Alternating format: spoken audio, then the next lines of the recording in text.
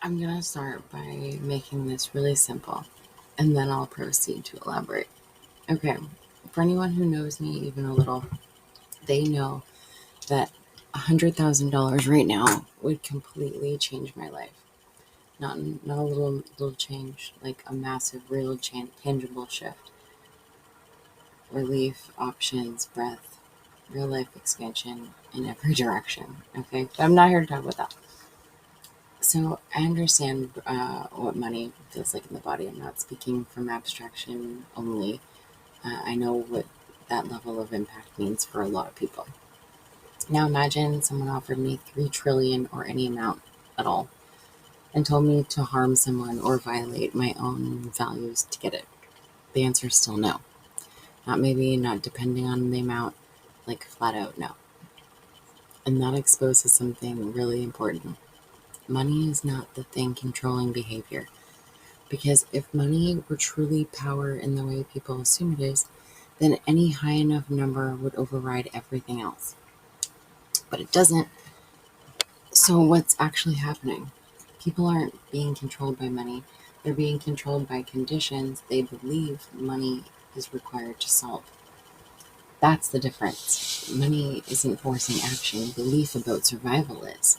And right now, the whole structure of society is built on this illusion that you have to earn access to basic human needs: safety, food, rest, housing, healthcare, time, dignity. But that's not a law of reality. That's a coordination system humans agreed to participate in. And because we all participating in it, it feels like truth. But it's not. It's a shared agreement layered over actual human capability. Because underneath it all, nothing about survival is actually produced by money. Food is produced by humans. Well, you get what I mean. Um, Shelter is built by humans. Care is given by humans. Systems are maintained by humans. Money just routes attention toward those actions. So when people say, I have to do this for money, what they're really saying is, I don't see any other way to access this or access what I need without passing through this system. But the deeper truth than that is is it was never the money doing the creating, deciding, or surviving. It was always human consciousness and human participation. Money is just the language we built on top of that participation. And because we forgot its language, we started treating it like a force of nature. It isn't. It's an agreement. And an agreement can be redesigned. So now I go deeper into the abstract layer of where I stop treating money, systems, and even society as fixed things, and instead I look at what they are underneath language, not as ideology, not as policy, not even as reform, but as structure of perception, as architecture of attention itself, as the way consciousness organizes under constraint. And if I go beneath everything I've been circling, money stops being the real subject entirely. Money is just a surface interface, a symbolic skin laid uh, over something far more fundamental. Under it, something older is happening. I experience it more and more like this: the coordination of human attention under perceived limitation. That feels like the hidden architecture there, because what is actually being exchanged in any economy isn't paper, currency, or numbers on a screen. It's time, attention, physical energy, cognitive focus, emotional labor, embodied presence, relational availability, and nervous system bandwidth. Money is just the symbolic compression of all that into a transferable signal, if you will. A kind of abstraction layer that allows coordination without direct sensory contact. So, in the deepest abstract sense, money is not valuable, money is not power, money is not even real in itself. It's the rooting system for human participation under conditions of perceived scarcity. Now I go one layer deeper. Why does anything need rooting? Because attention is finite. Uh, because embodiment is finite. Because consciousness, as experienced through a human system, cannot occupy all states at once. A human being can only be in one body at one place, perform one set of actions at a time, experience one stream of conscious selection per moment. So civilization emerges as a way to answer a strange and very unspoken question. Where should human attention go? That's it. That's the entire hidden question underneath economics, labor systems, education systems, and money systems. Not production, not trade, attention allocation. So then money becomes the belief-driven traffic system for directing attention under conditions of perceived limitations. Not unlike neural pathways in the brain. Not unlike synaptic strengthening through repeated signaling. Not unlike a nervous system learning where to fire, which leads me into the next abstraction. Civilization is not a system of things, it's a system of directed consciousness. Now, my intuition starts to sharpen in a different direction entirely. I'm not really saying remove money in a literal sense. I'm pointing at something more destabilizing than that. Like, what if consciousness could self organize without being coerced by scarcity signals? Because right now, scarcity functions as the dominant steering mechanism of attention. It says, go here or you die. Do this or you lose access. Comply or you lose stability. Earn or you're excluded. Perform or you become invisible. So scarcity is not just economics. It's cognitive pressure. It's emotional pressure. It's neurological pressure. It's a constant background signal shaping perception itself. Scarcity functions like a pressure-based navigational layer over consciousness. Now I imagine removing that pressure layer. Not instantly, not magically, but conceptually, structurally. What happens to a civilization when survival pressure stops being the primary organizer of attention? I start to see something unfamiliar forming. A civilization where attention is no longer forced into survival channels as default. Participation is not extracted through fear. Contribution is not coerced through instability. Life is not constantly negotiated through threat perception. And then the deeper question surfaces again. What organizes consciousness when fear is no longer the steering mechanism? This is where most political theories stop. I'm not asking a political question. I'm asking a pre-political question, a structural question about consciousness itself. If I go further into that question, I start noticing not only a few forces reliably organize consciousness being at scale: fear, scarcity, survival pressure, desire, reward, attraction, curiosity, meaning, shared narrative, identity, purpose, love, relational coherence, connection, care. So right now, civilization is heavily weighted toward number one and two, fear and desire. Not because humans are bad, but because pressure systems amplify those channels. They become dominant under stress environments, which are manufactured. I'm pointing toward a shift where three and four, meaning and love, become primary organizing forces instead. That's not economic adjustment. That's phase transition into consciousness architecture. Now I go even more abstract. If I treat humanity as a distributing system, not spiritually, not metaphorically, and in a poetic sense, but structurally as a systems model, then individuals, nodes, communication, signals, money, routing protocol, institutions, compression layers of coordination, culture, shared operating systems, law, constraint, architecture, norms, behavioral gravity. Under that framing, my question becomes more precise. What happens if the operating system stops using stress as its primary compiler?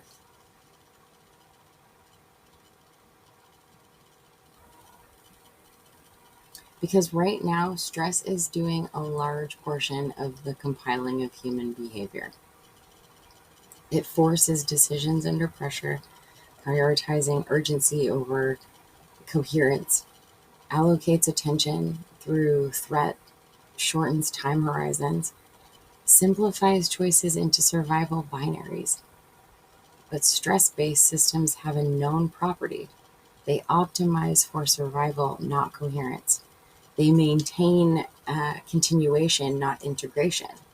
They stabilize existence but distort experience.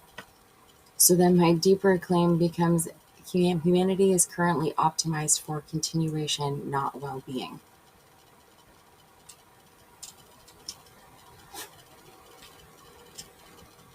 And I'm proposing a different optimization.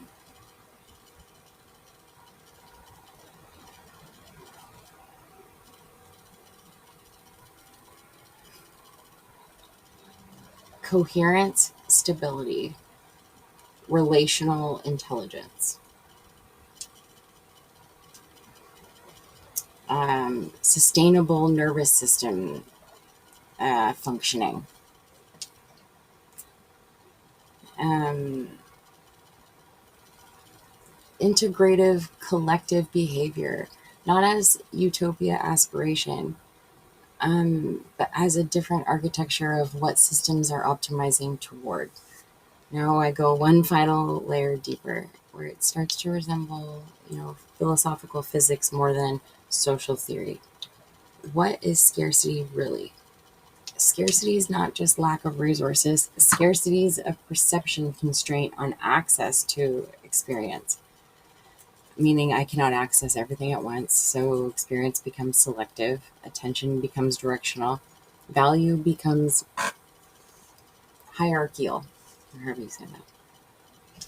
There we go. Hierarchical. Meaning becomes comparative, identity becomes positional. Scarcity is what creates priority. Without scarcity, nothing needs prioritizing, and without priority, civilization, as currently structured, loses organizing logic.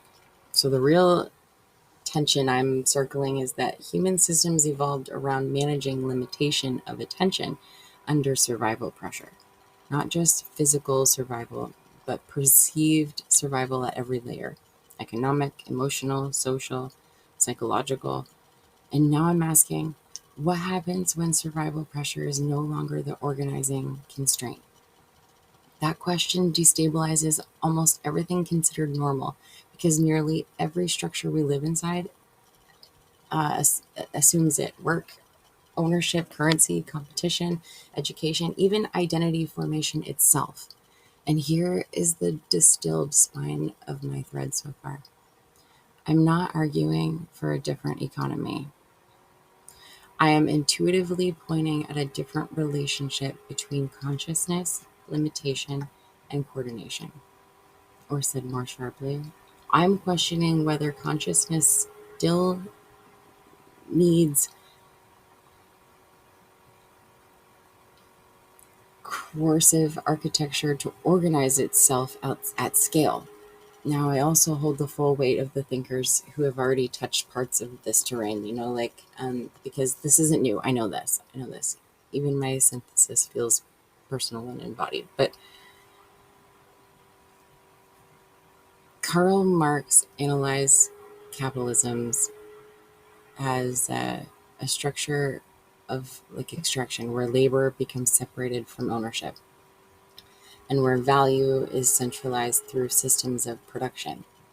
His focus was material: class, labor, ownership, exploitation. Where my framing diverges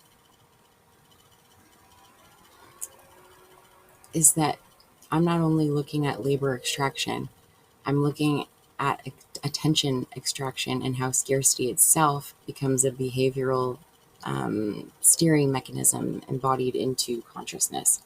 Peter Kropotkin challenged the dominance of competition as the natural law of human systems.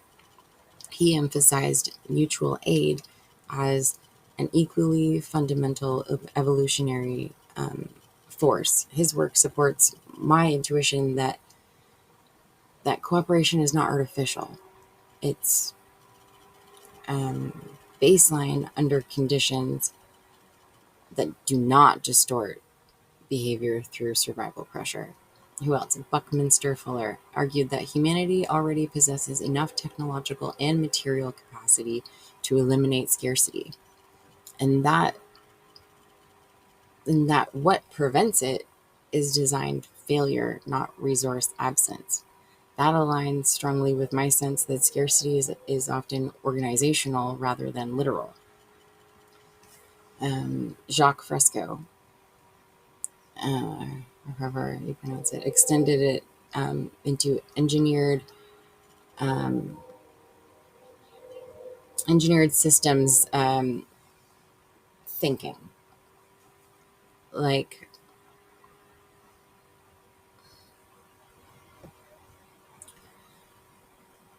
Jacques extended it into engineered system thinking, um, proposing resource-based economies where distribution is handled directly through systems intelligence rather than monetary exchange. Where I diverge is that I'm not only asking how resources are distributed, I'm asking what happens to consciousness itself when distribution is no longer governed through coercive scarcity. Abraham Maslow, um, he put a psychological hierarchy. Like, human beings cannot reliably access creativity, self-actualization, or meaning while survival needs remain unstable. That's like a no-brainer. You can't thrive in bad conditions. And so that reinforces the idea that consciousness um, expresses differently depending on a baseline stability. And of course, Gabor Mate, um, um, uh, one sec.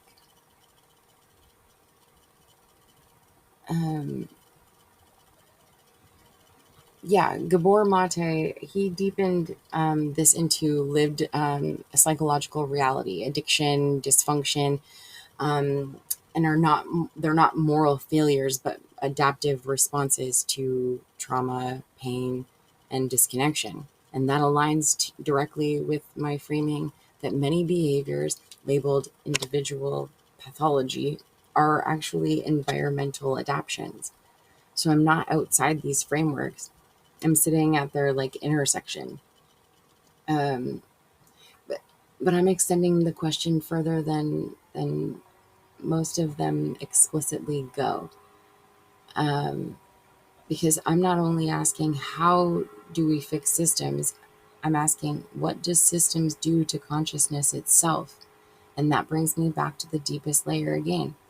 If scarcity is removed as the primary steering mechanism, if fear is no longer the dominant compiler of behavior, if survival is no longer the hidden tax on attention, then the question becomes almost disorientingly simple.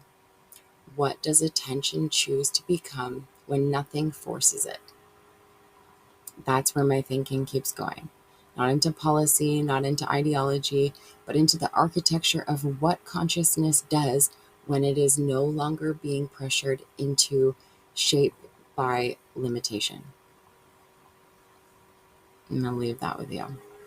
Money's an illusion.